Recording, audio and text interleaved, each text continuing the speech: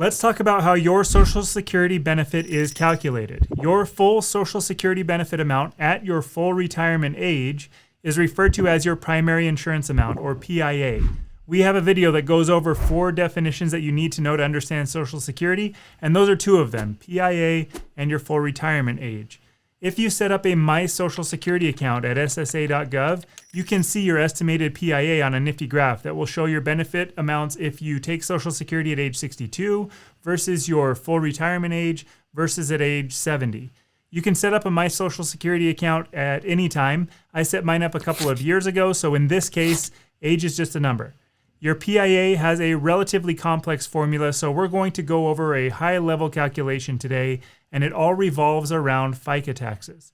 There's a 3rd definition in our video on definitions. If you are getting a paycheck, there's usually a line item on there with FICA taxes. FICA is an acronym for Federal Insurance Contribution Act. It's kind of like the federal government saying, we're going to have you pay into something and then we're going to give you something later. That's why they call it insurance, kind of like a premium, but also not really insurance. FICA tax is made up of 2 different parts, Social Security and Medicare. You are typically contributing a percentage of your income to each of those programs. Social Security is 6.2%, Medicare is 1.45%. Now, your employer is also paying FICA taxes on your behalf, so it's really 12.4% for you in Social Security and 2.9% for Medicare. So we're at like 15.3% all in, and this is on top of federal taxes and state taxes. So when you get your take-home check and you're like, why is this much less than my gross income? Well, part of it is because of the FICA tax. Most people are paying 7.65% of their gross pay to FICA tax. And self-employed people are seeing that full amount of 15.3% going to FICA tax. So that's where they can really feel the pain. Okay, those FICA dollars come in, they hit the Social Security Trust Fund, and then Social Security pays those out to those who are currently taking benefits. That's where it gets a little bit confusing, and we've covered this in other videos. Some people think that their money is going into a bank account for them in the future. That is not the case. The money is going into one big bank account or a big fund, and then that fund is used to pay out current beneficiaries. So my FICA tax dollars go into this fund, and they are used to pay out my parents' current benefits as an example. So let's talk about how they, the government, determine how much they will pay you. This is important to understand so you can determine what strategies that you would like to do today that'll impact your number in the future. You can tell already that this conversation is slanted towards people who are still actively working. For those of you who are not working, this will still be helpful for you to understand what's going on with your Social Security benefits. To get your PIA, your primary insurance amount, they take your top 35 years of income. But to qualify, you need 10 years of income taxable through the FICA taxes that we've been talking about. The Social Security Administration actually uses quarters, and this will say 40 quarters. It's not 40 years, it's 40 quarters of a year. So if you've worked for 10 years and you've paid FICA taxes for 10 years, you qualify for Social Security benefits. And they don't have to be consecutive quarters. It doesn't have to be exactly 10 years in a row. For people who maybe stay at home and they raise children and then go back to work, this is okay. It is not 10 consecutive years or 40 consecutive quarters. For some, they work more than the 35 years, and they do have 40 years worth of numbers. That's 160 quarters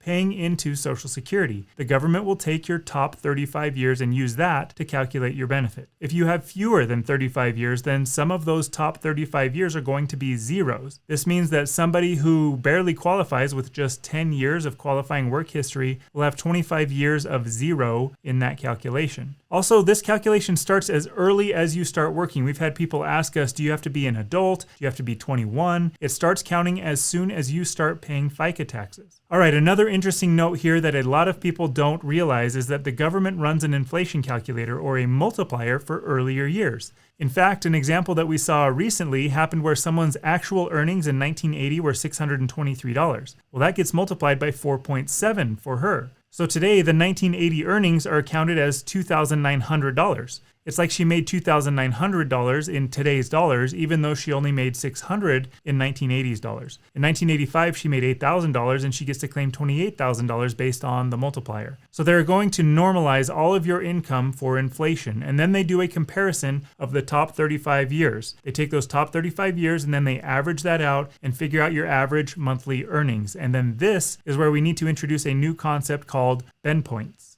This can get a little bit confusing, but I'm going to go through it all and we can chat in the comments, or you can send me a message if you have questions. There are 3 categories of that income. So let's say that somebody has $4,000 of average earnings over that 35 years. They adjust for inflation, they divide it by a monthly amount. It comes out magically to $4,000 because we want easy. We love easy math. Everything moving forward, by the way, will be 2023 numbers. These numbers do change pretty much every year. Okay, on that $4,000, they will take the first $1,115 and they will multiply that by 90%. So for the first $1,115 of the $4,000, you're getting 90% of that back in a Social Security benefit in the future. Then from $1,115 up to $6,721, you're getting 32%. So think about that for a second. If we draw a line that represents your Social Security benefits compared to your income, there is this really steep hill for the first $1,115. You're getting a lot of benefit for every dollar of earnings. It's 90%. And then all of a sudden you hit this mark at $1,115 and it flattens out quite dramatically. That's the bend point. It flattens out because you're only getting 32% of the next dollar,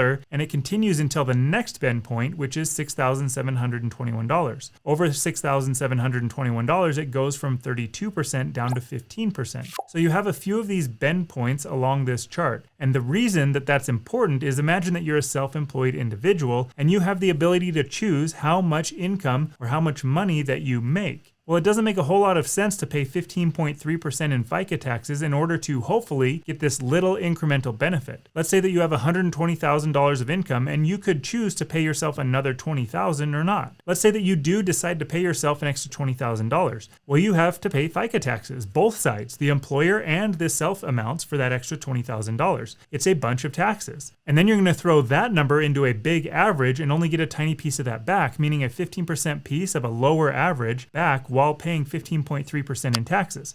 It doesn't make the most sense. Now flip that around. Let's say that you're paying yourself $500 a month. You could pay yourself another $500 and get 90% of that back in Social Security benefits. So you can see that there is a strategy here. You want to pay yourself a little bit, but you don't want to pay yourself so much that you're in those other bend points. This point is actually helpful for people who maybe feel like they didn't earn a lot throughout their life. You get the most bang for your buck with the lower income that you had. So another friend or a spouse who maybe had a lot higher of an income, even if they earned triple what you did, their Social Security benefit wouldn't necessarily be triple your number. Let's go back to if you have zeros in the mix, years where you weren't earning income or paying FICA taxes. That changes things a bit as well. A zero in there is bringing down the average by a lot. So if you worked a little bit more, it'll have more benefits for you. But if you've been working your entire career, the one extra year of working may not change your average that much, so it might not be worth it. After you earn $160,200 in income, you are no longer paying that FICA tax, and specifically the Social Security side of that tax. And that's again for the 2023 tax year. This number does change most years, so if you are watching this video in the future, outside of 2023, that number will likely look different. Over $160,200 in income, you still have to pay Medicare tax. That is the 1.45% or the 2.9% with the employer side of the contribution for those who are self-employed. That continues with you no matter how much you make, except this goes back to business strategies, except for those people who pay themselves a reasonable wage through something like an S-Corp, but that's a conversation for another day. Just understand that if you are self-employed, there are ways of getting out of paying that Medicare tax as well when you are over $160,200.